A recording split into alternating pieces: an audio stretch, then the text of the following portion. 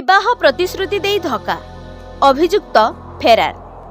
कुंडेईगोला थाना जराछट ग्रामर स्वर्गत इंद्रमणि साहू पुत्र राजेंद्र साहू ओरफ राजू दीर्घ 6 वर्ष है पराग्रामर जैनिका युवती को बह कर प्रतिश्रुति दे दैहिक संपर्क रखी आसुथिले। मात्र गत 16 तारिख दिन बह करने को रकठक मना करी हत्या धमक देबारु युवती जनक राजेंद्रर घर सम्मुखरे धारणा देइथिले।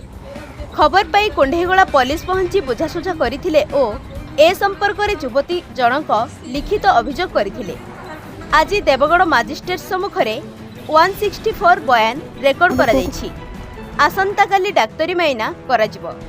अभियुक्त राजेंद्र फेरार थिबा बेले ए पर्यंत पुलिस किपरि धरि पारिनी ए नै स्थानीय अंचल रे बुद्धिजीवी मानक मनरे बड़ प्रश्नवाची सृष्टि होइछि। देवगढ़ तरुण कुमार नायक को रिपोर्ट ओडिशा ओडिया न्यूज।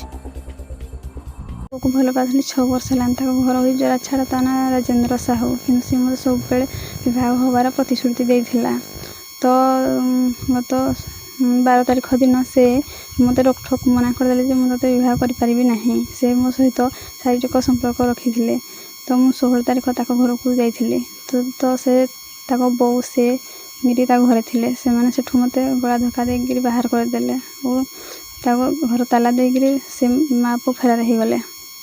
सेठारु मु आसी थाना रे लिखित अभियोग देली।